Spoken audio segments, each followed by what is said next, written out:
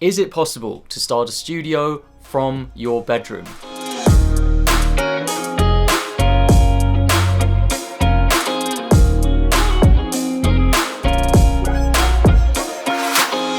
If you know me personally, you know that I am really interested in the business of animation, creative businesses. That's the way that you can make these activities sustainable in the long run, is by making it into a valid business. I run a small virtual animation studio from my bedroom, and I go between being a freelancer and running a studio. It's kind of a blurred line, which I'll get into in a little bit. But yes, of course, it's possible. First off, what is a virtual studio? A virtual studio is the next logical progression from working as a freelancer. It's like a conventional studio, but with no physical location. Communications, file sharing, networking, advertising, all of this happens over the internet. How much of my process is done by my hand, and how much of the process do I outsource? For me personally, I really enjoy animating, and I try to retain as much creative control as I can so that the animation always meets my standard and looks like my style. My biggest venture into the virtual studio world was on a commission project called American Dream. This was quite a while ago now. I was the producer and director of the animated segment, where I oversaw storyboarding, animation, background painting, in-betweening and colouring with a hand-picked team of animators. Since then, I took what I learned about the process and I've been applying it ever since. I don't outsource as much of the work as I did on American Dream. I typically just outsource the parts which are extra time consuming or parts that I feel others can do significantly better than me. On Hey Tim, I outsourced some of the background paintings as well as some of the in-betweening and colouring. On Pandora, I outsourced patches of the colouring and in-betweening again. I also subcontracted a very talented artist called Valentina Govedarica to help with the creature designs, as this is something I feel I can improve on. That's one of the great things about subcontracting other animators, you can learn from them. Some of the commissions I do are really small, such as Dr. Feelgood, Lost in the Alps, and Until a Better Time. In these cases, it was not really worth bringing on extra assistants. The current commission I'm working on is confidential, but I will say that so far I'm working solo, and I might just bring on an in-betweener if I need it. The principles of a virtual studio don't just apply to animation either. I also work with a video editor, Santi Younger, for the production of some of these YouTube videos and podcasts, and that has really helped me since taking him on with the YouTube channel.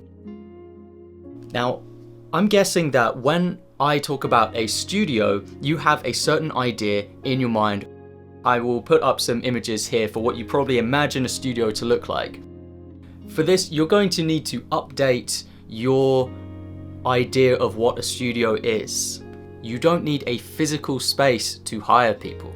There are benefits to having co-workers and artists all under the same roof, and in some industries it's completely necessary. If you think of a film crew, for example, they need to be in the same place in order to collaborate and create something. They need to be there in the flesh at the same location, but that's just not the case for animation, and that's why with an animation business, it's perfect for the virtual studio production method. But just in case you still really want to have a physical studio, I'm going to make the case here for why you should try and do a virtual studio at least before you create a physical studio, because there are so many massive benefits to having a virtual studio instead of a brick and mortar classical kind of studio. In recent cases such as the COVID-19 pandemic, physical studios were badly affected, whereas virtual studios were relatively unaffected. You don't have to travel at all, and everyone could just continue working business as usual from home. In fact, you might have even seen an increase in the number of commissions that were happening via virtual studios because they weren't location dependent. Before that, in the UK, we had the Brexit crisis. The Brexit crisis has been heavily impacting businesses across multiple different industries. However, virtual studios were, again, largely unaffected by this. Virtual studios are used to being commissioned by overseas clients. They're used to doing all of that kind of stuff. So in some cases, they even benefited. For example, when the British pound dropped, then with my US clients, they were paying in dollars, and the value that I would get from those commissions actually increased. So in some ways, you can actually even benefit from working with overseas clients as a virtual studio. Virtual studios are more flexible and easier to set up. They're faster to set up. They require less investment upfront, and there's less of a barrier to entry because you can basically ease your way into working as a virtual studio, establishing a virtual studio from freelancing. You save a ton of money on overheads if you have a virtual studio because you're not paying rent on a building, on an office block, or on a studio space. You don't have that big overhead, so your profit margins by default are larger. Now, I've saved the best benefit till last with virtual studios, and that benefit is that your talent pool is not limited to your geographical location. So you can hire someone from anywhere in the world to work for you. They don't need to move house, they don't need to relocate or anything like that. They can just work from their own home as well. So now by this point, I should hopefully have convinced you that the virtual studio system is the way to go.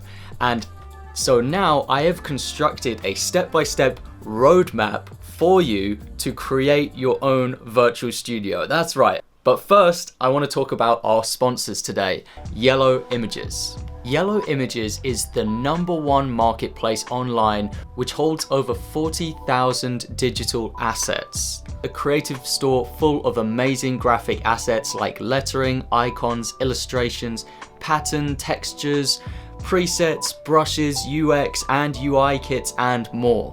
The most relevant part to this video is their authors program. I think this is an excellent way to make passive income online, and you can use Yellow Images library, you can sell through them and make recurring revenue every month. And I really think that this is something that not enough artists consider doing as a business option. That's what I want to encourage here, and I think Yellow Images is great for this. They've got a really cool feature on their website where you can create a team of authors. When you become a team leader like this, you gain 20% on their sales. You get feedback and help with your content if you look for it. So you can actually earn on the Yellow Images website and learn skills like Photoshop skills by getting feedback from their community at the same time. So I invite you to check out Yellow Images. The link to that will be in the description below. Use my custom coupon, Howard30. If you're in the first 100 people to use this coupon, you get 30% off your purchase. And the link to that will be in the description. Now back to the topic, what you've been wanting to know, my step-by-step formula for creating a virtual studio. Step number 1, this is an important one, and it's master the process yourself first. That means that you understand the animation process from start to finish. And I recommend that you do that through freelancing. So I think you should, before you become a producer of your own studio, you should have experience freelancing by yourself and doing every step of the process on your own. Freelancing in a way is like having a mini studio, but you do everything yourself. You wear all the hats. So you should probably only expand into a virtual studio if you have found success in freelancing and now you want to expand, you want to increase what you're able to do, your capabilities. That's when you want to start collaborating with other people. Step number 2 is to increase your reputation. And I think you can do this by having some high profile commissions under your belt, you know, things that you've created where people would recognize it perhaps. You can also do what I do and release videos which explain your process. It's like a little mini case study on how you created a commission for a client. And if you want examples for how to do this, I actually regularly make these videos for commissions that I've been involved in. So you can watch some of them. I'll link to one maybe up in the corner and you can see how I do it. And it just increases the awareness for your service that you provide. Number 3 is increase your prices. I very rarely have to say to anyone, you're charging too much. It's always the opposite. It's always, you're not charging enough for what you do. Now, when you charge more for your work, then that gives you more room to expand. It gives you that ability to have a budget which you can set aside for another animator. So what is the limiting factor here? What is the thing that needs to change in order for you to charge more? I'll tell you right now. The thing that needs to change is the demand. Your price can increase when the demand for your services goes up.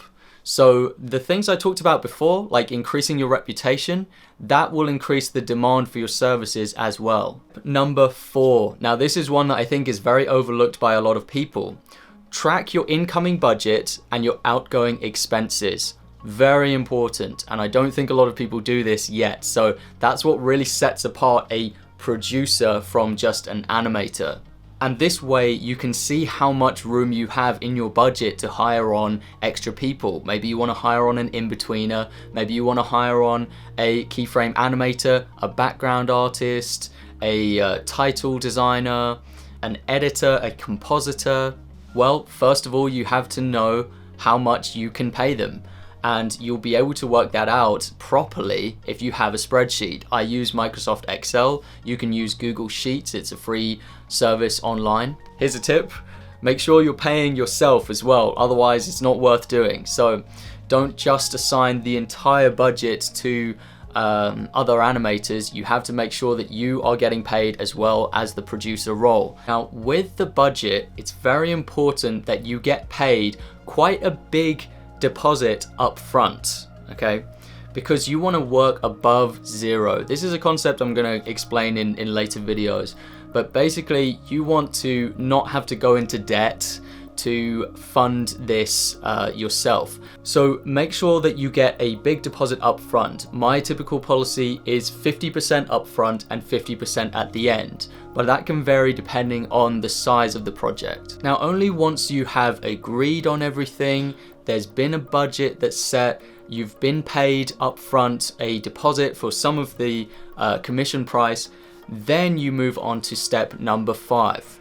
Use social media to find suitable animators. It doesn't have to be social media. You can use websites like Upwork. They will take a cut of the payment that you send to that animator. So it's actually better if you just use social media and emails and direct messages. Then we can move on to step number 6, which is to build out a contact list. So you collect all of that information. It's information like the software that the animator uses, portfolio links, any preferences the animator might have, contact details, those kind of things. You collect all of that information and you put it in an organized list. I use Microsoft Excel for this, and that's your contact list. Number 7 is you go through, you compare and contrast those animators, and you choose the most suitable animator to hire for the commission that you have. Step number 7, hire the most suitable candidate. Temporary work, you're not actually an employer, they're not an employee of your company, because that's a whole different thing. It's subcontracting. Part of that discussion will be how you choose to pay that animator. So you could pay that animator per hour of work. So for every hour they put in, you have a certain rate for that, and you can discuss that. Or it could be just the work that is agreed upon, like how much work there is, and then just a flat cost for that whole thing.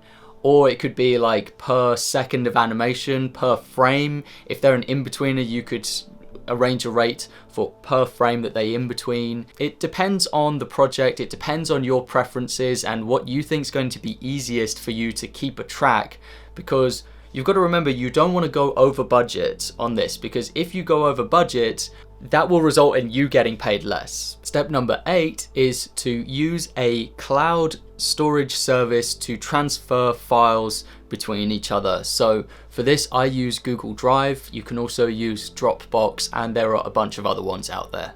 Okay, so I think I'm going to keep it at those points there. There's a lot more I could say about leadership and all sorts of details that I could go into with this, but I'm actually saving them for later videos. So if you're interested in them, subscribe to the channel and get ready for those updates. I am working on a course which is going to go into the business of animation, and that will definitely be a big subject within that course, is how to expand into a virtual studio, how to hire artists, and all of that kind of good stuff.